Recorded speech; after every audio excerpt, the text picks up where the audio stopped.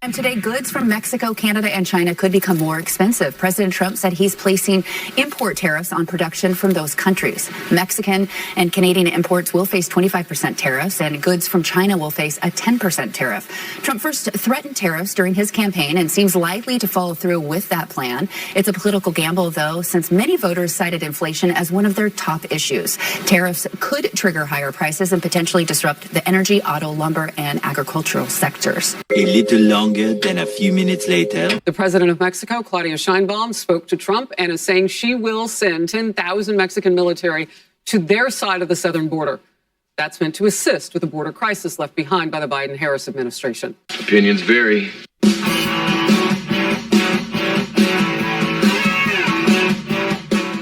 What's up, everybody? Welcome back to Opinions Varied. It's Opinions with an A. Please like, share, and subscribe. And that didn't take long, did it? Mexico has folded. They've bent the knee.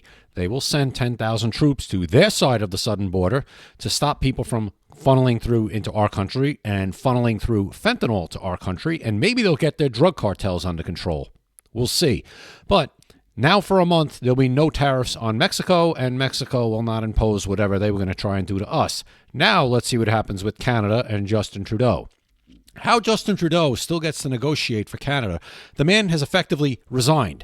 But it doesn't seem like when somebody resigns, they leave now, right? They're still there. Justin Trudeau can't just relinquish the power, say, I suck, the people don't want me anymore, I'm stepping down, I'm going away. No, he says he's resigning, but I'll resign in a few months. Never heard of stuff like this before, but now that's what I guess we do in the world. We don't exactly just say we suck, admit we suck, and leave. We admit we suck and then say, but I'm still going to stay for as long as I can because I don't want to relinquish power. Okay, sounds good. Justin Trudeau will be talking to Donald Trump again today. He's already spoken to him this morning. Apparently he'll speak to him again at 3 o'clock, and we'll see what comes of that. Now, what I think is going to come of that is that Canada will also cave. They have to. Mexico has to cave. We'll see what happens with China. China will come to the table too. Not worried about it. But we're going to hear CNN because they're going to go hysterical because prices might go up a little bit. Meanwhile, for 4 years under Joe Biden, nobody cared on that side that prices were up. Nobody cared that gas was up. Nobody cared that food was up. Nobody cared that energy was up. It was all just part of the plan. Trust us, utopia is coming. We just need more time and more of your money. But when Donald Trump negotiates and gets things done in a week, oh, we might have prices go up. Tariffs might raise prices. This was going to happen to you. It's just incredible. So we hear a quick clip from CNN. And then we'll come back to some common sense with Fox News, and I'll comment along the way. Let's go. Let's just start with the impact of this. I mean, we've been watching Dow futures, for example, all morning, down around 500 points. Now it's 600 points. There you can see the other markets, the S&P 500 and the NASDAQ, as we anticipate, the U.S. absorbing what we learned from the president over the weekend. What's the impact? Yeah, so first of all, most markets are down, so Americans are losing retirement savings. And by the way, isn't that great? You're losing retirement savings, everybody. Right. But when this happened on the Biden, when 2022, nobody really cared on the CNN about Americans losing retirement savings and funds, did they? No, not really. But it's happened for one day under Trump now because of what he has to do, which is break some eggs to make an omelet, which is what he has to do. And all of a sudden, your retirements are gone. Don't worry about it. Everybody calm down. This is the first manufactured crisis from the media in Trump 2.0. First of many. The markets are not fully pricing in these tariffs. They still think they might go away. They might go away quickly. If they last, it's going to be even more. The one market that's gone up is oil prices. They're up enough that they're going to make it cost you an extra 80 cents to fill the tank of your car. Oh, and now suddenly we're worried about gas prices, where they went over $4 with Joe Biden. $4. And not because of something like this, where we're actually trying to get something done which will benefit our country. No, what Joe Biden did is shut down all the oil production, shut down the Keystone Pipeline, shut down Anwar, and started having to beg Saudi Arabia for oil. So I don't want to hear about, oh, but we were pumping, the leases were up and everything, blah, blah, blah. The regulations choked all of that out, first of all. Second of all, you never heard these people complaining about Joe Biden and the gas prices that we've suffered through for the last 4 years. Another joke. Again, that could go higher. We begin with this Fox News alert. President Trump has the world's attention now. He came through on a campaign promise, hitting Canada, Mexico, and... That's another thing. Trump said he was going to do this. This is another instance of the left and the Democrats and the media in general flipping out over something Donald Trump said he was going to do. And he's doing it. He said this. I am going to tariff China, Mexico, Canada. If they don't want to come to the table, they will be tariffed, and I will tariff them hard. And he's doing it. Again, this is what people voted for. We knew this was going to happen. We might have to suffer through a little bit of some price increases and Chuck Schumer on avocados. I mean, really, Chuck Schumer? Surprised he's not throwing a press conference about avocado prices yet, that clown. But we knew this was coming. Everybody knew it was coming. And you still have the media. Oh, my God, I can't believe this. Yeah, you can. Again, it's a manufactured crisis, and you're driving your ratings up, and you're causing people to panic, because that's what you do best. Hey, guys, if you're still watching, I really appreciate it. Please like, share, and subscribe. Hit the like button right now. Subscribe. I do one video a day at least. If I don't do one video, it's because of circumstances that were beyond my control, and I couldn't get it done. But please like, share, and subscribe and help me grow this channel. I appreciate it. China with tariffs to protect Americans from the flow of illegal immigrants and fentanyl in this country. And we can now report Mexico and Canada are leaning into Trump's art of the deal. The president of Mexico, Claudia Sheinbaum, spoke to Trump and is saying she will send 10,000 Mexican military to their side of the southern border. That's meant to assist with the border crisis left behind by the Biden-Harris administration. Yeah, she was talking all tough, and then after it's really reality's coming, all right, I'll play ball. You want 10,000 troops to the border? I'll send 10,000 troops to the border to stop the flow of people that we should be stopping coming into your country. They're breaking, the fact that they're allowing people to traverse Mexico and come into our country, not Mexicans even, foreigners through Mexico, is against every kind of policy that exists. You're not supposed to be doing that. You're supposed to stop these people, but they're not. They haven't been. There's just been a free-for-all. We don't want them in our country. Let them go to the United States. How about this, Mexico? Secure your borders with the countries surrounding you. That way you won't have to worry about them coming through Mexico to get to the United States.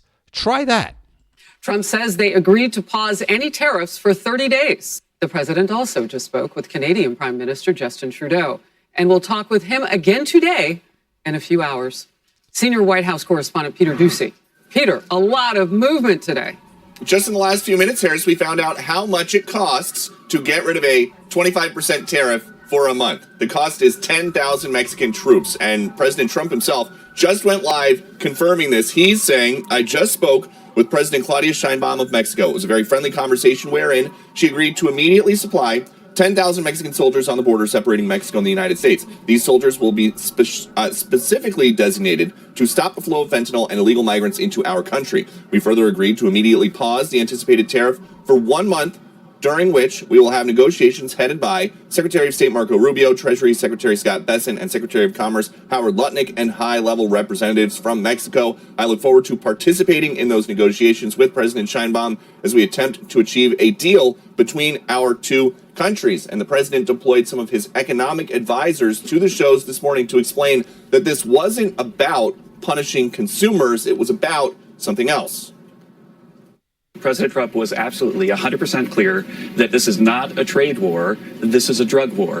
There are perhaps 100,000 people last year that died of fentanyl, and the fentanyl is coming in across the Mexican and Canadian borders. 80, 90, 95% of Mexicans want the drug war to end, and the same is true in Canada. Well, that's another thing nobody ever really cared about. The fentanyl that was killing Americans. You never heard about that in the media during Joe Biden's tenure, did you? No, it's as if it didn't exist.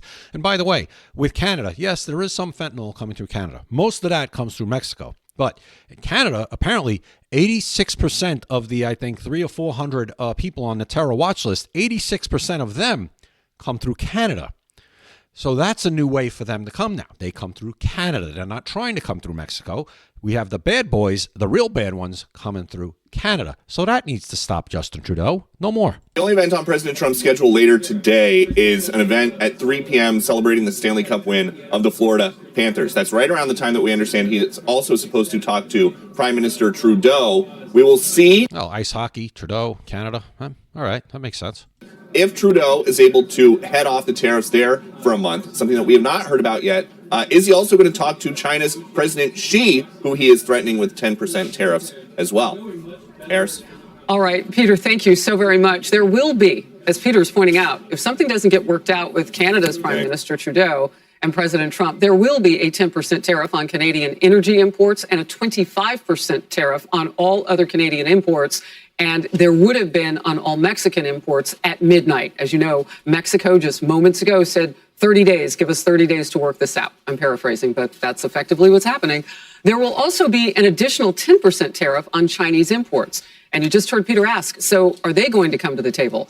Well, we'll see. The day is young, and there's a lot of talking going on.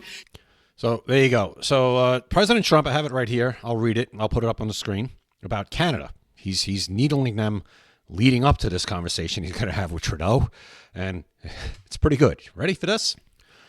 We pay hundreds of billions of dollars to subsidize Canada. Why? There is no reason. We don't need anything they have. We have unlimited energy, should make our own cars, and have more lumber than we could ever use. Without this massive subsidy, Canada ceases to exist as a viable country. Harsh, but true. Therefore, Canada should become our cherished 51st state. Much lower taxes and far better military protection for the people of Canada. And no tariffs. Well, that's all true. And yes, we have plenty of lumber. The problem is we have so much regulation on our lumber that we're unable to use it. Maybe we could stop, but with the regulation, take some of those off so we could use our own lumber, which apparently in Washington State, we have a ton of. Washington State apparently has enough lumber for this whole country forever. That's what they say. So maybe we loosen the regulations and we could do that and have our own lumber and not have to worry about getting it from Canada, not have to worry about with getting our prescription drugs from China, not have to worry about cars from Canada, cars from Mexico, cars from China, cars from Europe. Start doing the stuff here. That's also the point of this. It goes along with the plan Trump has for the taxes, where he says, you build your stuff here, you get a 15% tax rate. You don't, I'm going to tariff you. This is all about negotiation. This is all about leverage. We have it. We're the United States. It's about time we use it. This is why nobody wanted Donald Trump to win on the globalist establishment side, because they just want status quo. Status quo is no good. Just now we're learning that half of the money we've sent to Ukraine, nobody knows where it is. It's gone. Nobody knows what happened to this billions of $70 billion. It's just gone. This is the stuff that Doge is uncovering right now. The entire deep state is being dismantled by Doge.